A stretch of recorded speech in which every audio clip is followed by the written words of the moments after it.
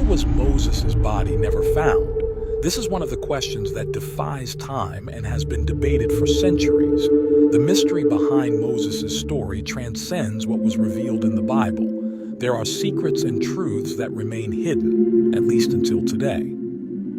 In this video, we will explore the narrative of Moses and all the mysteries surrounding this intriguing and miraculous character.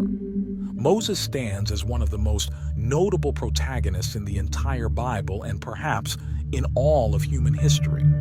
His actions and words left an indelible mark on history in a profoundly positive way. Chosen by God to emancipate the Hebrew people from slavery in Egypt, guide them to the promised land of Canaan, and teach them divine law, Moses played a crucial role. His story is meticulously recorded in the Pentateuch, the first 5 books of the Bible, with a focus on Exodus, the second book of Moses, covering his birth, prophetic calling, and the liberation of the children of Israel from Egypt. Moses was born in a challenging period for his people, the Israelites, who had lived in Egypt for centuries. Initially settled there during the rule of Joseph, an ancestor of Moses who had been governor of Egypt, the Israelites went from a privileged life to slavery under the rule of the Egyptian pharaohs. To face this challenge, the pharaoh ordered the massacre of all Israelite children, fearing the rapid growth of the population. Moses' family was determined to save him from death. Initially, they hid him, but soon they realized the need for a different plan. Moses remained hidden for 3 months, and when they could no longer keep him a secret, his mother placed him in a papyrus basket and hid him among the reeds at the banks of the Nile, while his sister watched from afar.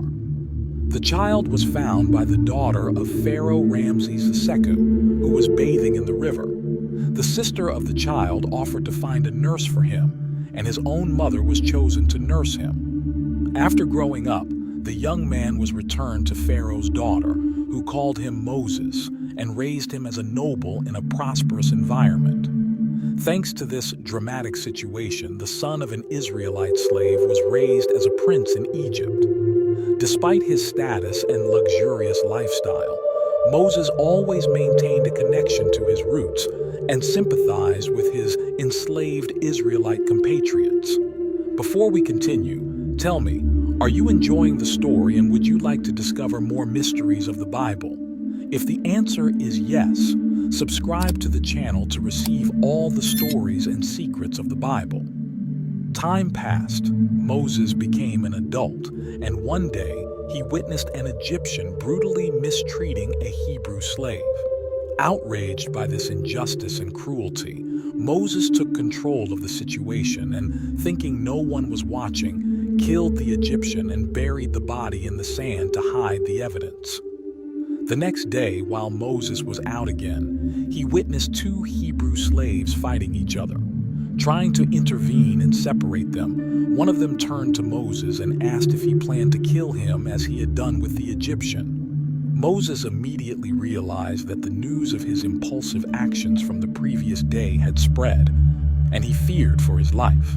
It didn't take long for Pharaoh to retaliate against Moses for the murder of the Egyptian.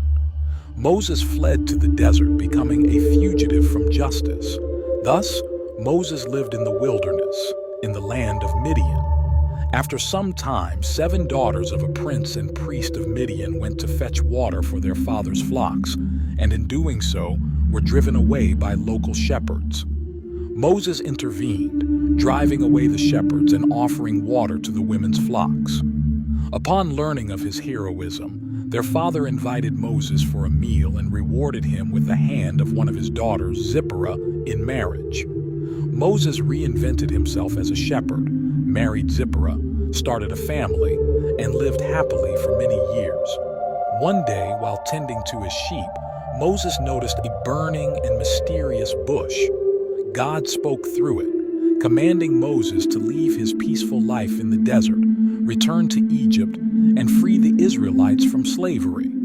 The Lord revealed that he had witnessed the oppression of his people in Egypt, heard their cries before the taskmasters, and understood their suffering. In response, he decided to free them from the hands of the Egyptians, leading them to a fertile land flowing with milk and honey, the land of the Canaanites, Hittites, Amorites, Perizzites, Hivites, and Jebusites. At the age of 80, Moses confronted Pharaoh, who refused to release the Israelites. Faced with Pharaoh's obstinacy, Moses unleashed 10 plagues upon Egypt.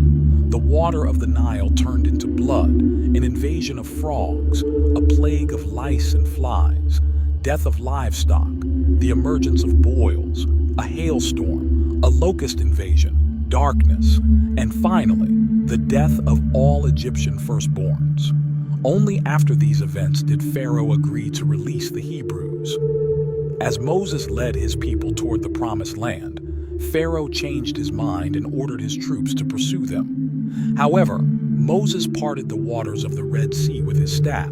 Once the Israelites crossed, the sea closed, swallowing Pharaoh's forces. Upon reaching the foot of Mount Sinai, Moses ascended to the mountaintop and received the 2 tablets with the 10 commandments, along with a series of laws that began to govern relations among men. For 40 years, they wandered in the wilderness until the entire generation of slaves died, allowing only those born in freedom to enter the Promised Land. The Bible meticulously details the odyssey of the Israelites, events that would shape humanity for centuries. When Moses passed from the plains of Moab to Mount Nebo, on the summit of Pisgah, facing Jericho, the Lord showed him all the land and said, "This is the land I promised to Abraham, Isaac, and Jacob, saying, I will give it to your descendants. I show it to you with your eyes, but you shall not enter it." Deuteronomy 34:4. Moses faced various trials in his leadership in the desert.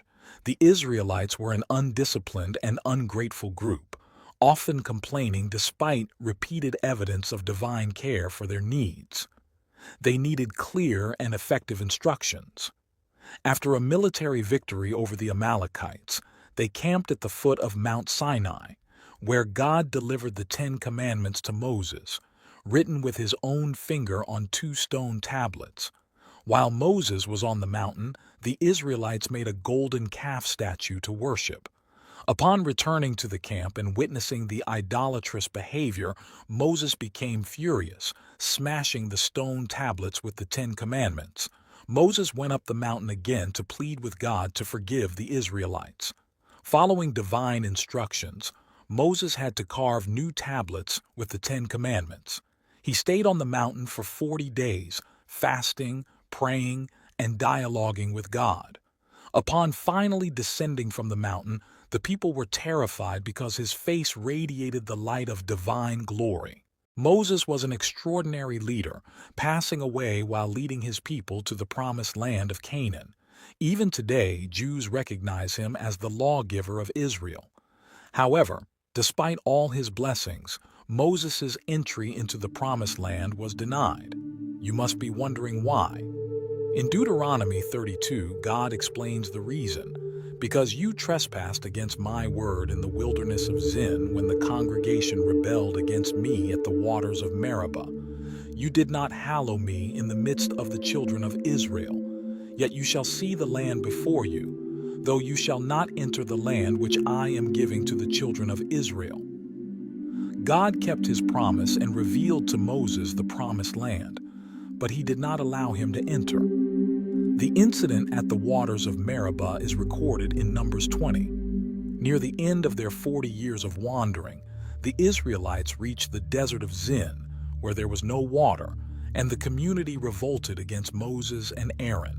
They fell prostrate before God, and he instructed Moses and Aaron to gather the assembly and speak to the rock from which water would flow.